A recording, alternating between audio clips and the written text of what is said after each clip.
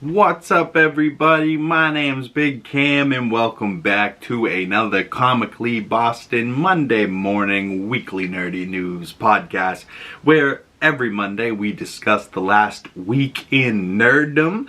And this week's not too crazy a week, but there was a rumor going around that really sparked my interest for the upcoming X-Men movie that Marvel's been developing, and I believe the director of Thunderbolts, Jake Schreier, I think is his name, and he's going to be directing the X-Men reboot. And just the other day there was some rumors about who the X-Men lineup they will be starting with, but also then some casting that was in the title and thumbnail of today's video of who I am very excited to see in these roles. And if that was to happen, I would be totally here for this new version of the X-Men going forward for the MCU.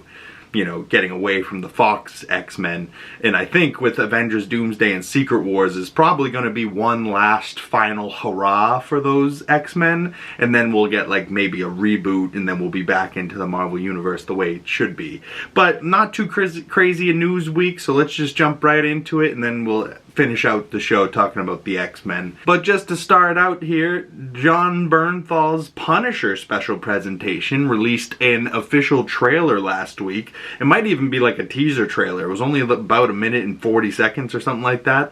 But I released a whole trailer breakdown going through frame by frame and seeing all the things that we noticed in that trailer. So if you missed that, go check it out. But the little poster here for the Punisher special presentation, The Punisher One Last Kill, will be coming May 12th, and this shot of Johnny Bernthal on the cover here as Frank Castle. My goodness, man, he looks so good, so rugged. He's got some cuts, he's bleeding out of his ear, he's got some blood on his shoulder, some blood on his hands, and just covered in grit and grime, and he's ready to do work in the mean streets of New York, you know what I mean? In some other news, though, the previous week to this, the Dune Part 3 Imax tickets got put on sale over like the weekend, and then just last week, those Imax 70mm Dune Part 3 tickets all completely sold out immediately. Now, I really need an IMAX 70mm around here in Boston. You know, like, I mean, what would be the closest one? New York, I guess.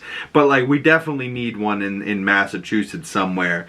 And it would be really nice to be able to go see IMAX the way it should be, you know what I mean? Although I did go over to a Dolby Cinema yesterday and see the Super Mario movie with my niece, and that was really good too. So, like, I don't know, you don't necessarily need IMAX, but like, I need an IMAX 70mm with the reclining chairs, and I don't care how much the ticket prices are, and clearly nobody else does either, because they will sell out immediately because of how the format is. Like, it's just worth the ticket price.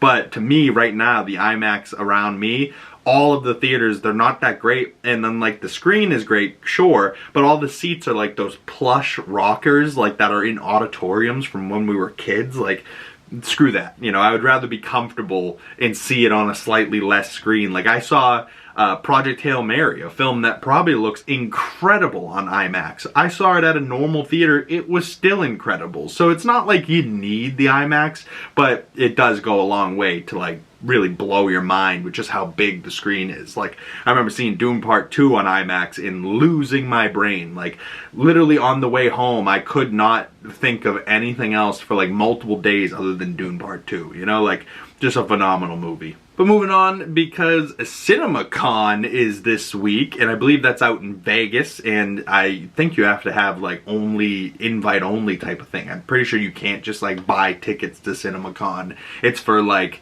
more like the people in the industry that are, or content creators or stuff like that.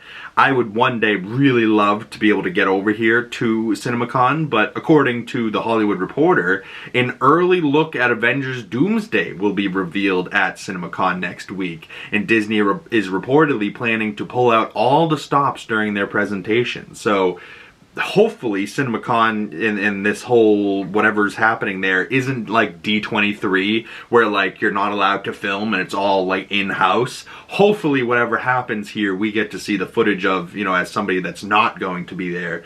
I would really love to know more than just like updates about CinemaCon. I want to see some footage, you know, and especially if they have like RDJ on stage at CinemaCon or something like that, or they show like an official Doomsday trailer. I definitely need them to release that online. And then, of course, if that happens sometime this week, there will be a trailer breakdown and reaction for Avengers Doomsday. And I cannot wait to see the official trailer for Avengers Doomsday. Back during Christmas, we did get those 4 weird trailers of like Thor and the X-Men and the Wakandans and Ben Grimm, and then there was one other one I think too, but I'm blanking on it. But yeah, oh, in Captain America. So there was like 4 little teaser trailers that didn't really show a whole lot, but showed just a little bit of Avengers Doomsday. And like we already have Dune Part 3 trailer already out, and that film's already selling out IMAX tickets. So we really need the Avengers Doomsday trailer to drop, but maybe also at CinemaCon they will announce maybe Avengers Doomsday is moving ahead, you know, because currently at this very moment, Dune and Avengers Doomsday have the same date for movie releasing, and as both movies being like 3-hour movies and both having like huge audiences, I don't know if they will hurt each other being on the same day, but I definitely don't think there'll be like a Barbenheimer for these 2 movies. I just think they're not like, you know, Barbie was like less than 2 hours. Oppenheimer was 3 hours. The whole Barbenheimer of it all. There was people that would have never even thought to see Oppenheimer that were just Barbie fans that ended up seeing the other movie.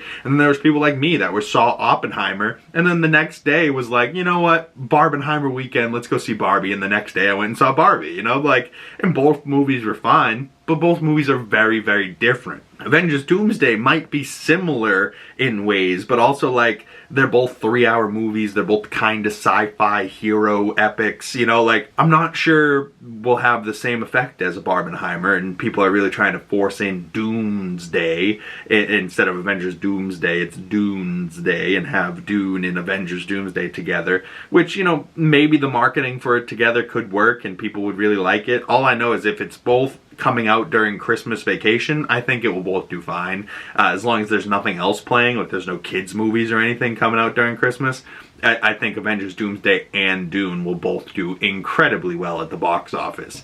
But I also have like a sinking feeling in my stomach that like if one of them doesn't move, the other will be hurt drastically. You know what I mean? But anybody, if they're out there in Vegas and they're over at CinemaCon, let your boy know. What's the deal with that over there? Can I get tickets to it? You know, like, because I would fly out right now and go to Vegas and buy a ticket and go in, but you know, even like San Diego Comic-Con, like I've never been to a Comic-Con, so I'm from Boston, you know, I would have to fly out to San Diego, you know, get a plane ticket, get a hotel room, and then get into the San Diego Comic-Con or whatever. How's that done? Anybody that's done it themselves, comment below. What should my first step be? Because I would love to do something like that, and like especially, you know, San Diego Comic-Con this year I'd love to go to, but even more importantly, Star Wars Celebration the following year in 2027, I need to be there. So, you know, anybody that can help your boy out, get tickets for those things, let your boy know down in the comment section below. But just to head into the final topic of today, the Jeff Sneider, he's like an insider in the business. He has a podcast called the Sneider Podcast, I believe. And he, according to him on his pod the other day, the MCU X-Men starting lineup for Drake Schreier and this new X-Men reboot, the starting lineup will be closer to the original lineup of the X-Men from the comics. So I'm thinking probably a Professor X, but then we'll get in the OG comic book accurate outfits, you know, even more so than like this comic book accurate outfit from Cyclops. This is more like a X-Men 97 outfit at this point. But the OG lineup will consist of Cyclops, Marvel Girl, Beast, Iceman, and Angel. which are all cool characters. Iceman, Bobby Drake, Angel with the wings. I remember they did a version of him in X-Men The Last Stand that people didn't really love, but I remember watching as a kid and being like, dude, this is like creepy. This is a horror movie. Growing wings out of my back that I don't want to grow, and then all of a sudden they just sprout, and you're like, yep, I'm a angel. I'm a winged man. I'm an eagle. I can fly. You know, Marvel Girl I've never heard of, so I wonder what her powers are. I wonder if she's closer to like a Jean Grey or something. And then Cyclops obviously is our boy Scott Summers leading the team. But then like who leads the team? Who leads him? So it's got to be like Professor X as well, and we'll get a new Professor X. But then this new lineup's pretty cool. But Beast being part of that lineup, and what else came out over the last week in rumored casting for this new X-Men lineup is that Peter Claffey, aka Sir Duncan the Tall from A Knight of the Seven Kingdoms over there with Game of Thrones, he has been the rumored person that Marvel is eyeing for Beast. I love this casting. But then as well, Odessa AZion, who is most recently just in Marty Supreme, I believe, playing like a pregnant girlfriend to Timothée Chalamet, but she was also in I Love LA with Rachel Sennett, and she's drop dead fucking gorgeous, but also like just as a person, she's vibey as hell, and that matches Rogue so much for me. And also just imagine Odessa AZion with that white streak, or like just that crazy hair. Like her hair is already dope, and she's already got this like wavy 80s hair, so imagine she had that but like with the white streak like Rogue has, and just like her attitude, but also those eyes. Oh goodness gracious. I think Odessa AZion as Rogue, and then whoever they get as Gambit, they literally could get anyone, and that's going to be the sexiest couple in Marvel. But Beast, my boy Beast being Peter Claffey, and like even if we get more of like a X-Men First Class, like a Nicholas Hoult Beast, where he's kind of more the scientist man version before he ends up turning into the blue Beast character. I don't know if they'll go full CGI route for him, and maybe that will be easier. He'll just be in CGI pajamas walking around on set, but also, you know, easier in the sense where you don't have to get into full prosthetics every day. But also, like, there is something to the full prosthetic, you know, blue fur that, like, Frazier, whatever, what's his name? Something. You get my point. Whoever played Hank McCoy Beast in X-Men The Last Stand, you know, briefly, but he was in there, and he then came back to voice the character in the Marvel's post-credit scene, and he as well will be back for Avengers Doomsday. So we will see that Beast in a more CGI version of Beast in Avengers Doomsday. But I wonder what they'll do for Peter Claffey, because he's a big guy. You know, he doesn't necessarily need to be CGI, but I am totally here for him as Beast, and Odessa AZion as Rogue. I think that casting couldn't be better. And like, they're rumored right now, but if Marvel, like if you're hearing this, cast these two. I mean, I don't even care who you cast as Cyclops, Marvel Girl, all the rest of those people, I really don't care about. I mean, maybe Iceman, Bobby Drake, and Cyclops I still want to see, but like the real lineup I think the X-Men should have, obviously you need Cyclops to lead the group, you need a Professor X. Do you need a Magneto? I mean, I think Magneto and Wolverine are along the lines of like characters you kind of need to have, but also like Ian McKellen and Michael Fassbender crushed that character so hard that like it would be really hard to cast that character again.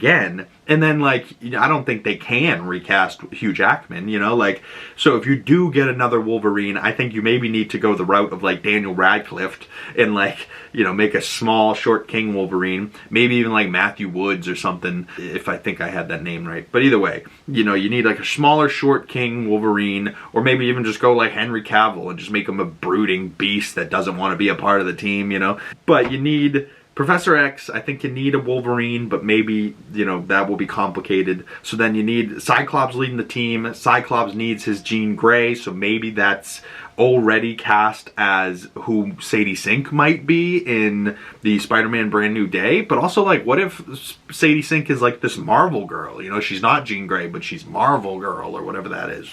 I don't know, but we still don't really know confirmed who Sadie Sink is playing in Spider-Man Brand New Day, but there is rumors that she's going to be one of these X-Men, and it is rumored that she is Jean Grey. So if she's Jean Grey, that's like the first X-Men already. So then the casting would be be around her. So then you get whoever she's most comfortable with to be Cyclops, because they're going to be like the love story of the team. I think you need like a Jubilee. You know, you need a really fun Jubilee character, maybe played by like a Emma Chamberlain or something, I don't know. But then you got like Rouge, Odessa AZion, she'll need a Gambit. Channing Tatum, obviously that Gambit is more of like a cameo Gambit, maybe just for Avengers Doomsday and Secret Wars. Hopefully they make Channing Tatum's Gambit a real like pivotal character. Maybe he goes out the same way Gambit goes out in X-Men 97. That would be kind of epic. The name's Gambit, mon ami. Remember it. You know, like, oh goodness, chills already. X-Men 97 should be coming back this year too, but what a good show that was. But yeah, then you get Peter Claffey, Beast, and then who else really makes up the team? Maybe we get a Storm, an Aurora Monroe Storm, but also Halle Berry casting. That's going to be kind of hard to get a new Storm. I think they tried to get a new Storm, and I didn't really like her in like X-Men Apocalypse, you know, like didn't really work for me at all. You know, it wasn't Halle Berry. You need that Halle Berry. But also, like, if you're going to do Storm, you can't do it the way you did Halle Berry. You got to give her origin story. You got to give her like something to do. Maybe even make Storm and like Black Panther come together. You know, that happens in the comics sometimes. You know, but like who else would be a part of this X-Men lineup, and who do you want to see a part of this X-Men lineup? And like who would be your casting? You know, like if Sadie Sink is Jean Grey, who would be Scott Summers? And I know it's kind of creepy because like they weren't together and like he's older than her, but still, like what about like a Joe Keery as like Scott Summers? I could be kind of here for that with the flowy hair and whatnot. But also whoever does get cast as Scott Summers, I heard this the other day when somebody was talking to James Marston. One of the main things you get as an actor is your eyes, right? And you're in almost 90% of the acting for me from characters comes from their eyes, and the emotion comes from the eyes. So if you have to then be Cyclops and you have to act without your eyes, like there's a lot less emotion happening here, you know, like, and you gotta just like bzz, bzz, and you're just like laser blasting people, but even he's on the other end of it. He's like, I can't see shit. He's like the cowboy from Django Unchained. He puts the KKK bag on his head. I can't see shit in this thing. Can we just take the bags off till later? No! All that matters is the horse can see! Who's that, Don Johnson? Well, shit fire! Well, alright, y'all, that's enough from me. Not that crazy a news week, like I said, but I would love to hear your thoughts about the Punisher special presentation, or go check out my trailer breakdown that's up on the channel now. I really appreciate it if you would, and drop a like on that video, and drop a like on this video if you'd like to support as well. But also, comment below, are you excited for Dune Part 3 and Avengers Doomsday coming this Christmas? Would you see them in a double feature if they came out in the same day? Maybe, but I'd probably see them in the same weekend. But which one would you have to see first? At the current moment, I have to see Dune Part 3 first. But who knows? Maybe that Avengers Doomsday trailer blows my mind and then it switches, you know? But also, who would you like to see as the X-Men lineup going into the MCU as like after Doomsday, as this reboot MCU? Who would you like to see as the new X-Men lineup? And would you be down for Odessa AZion and Peter Claffey?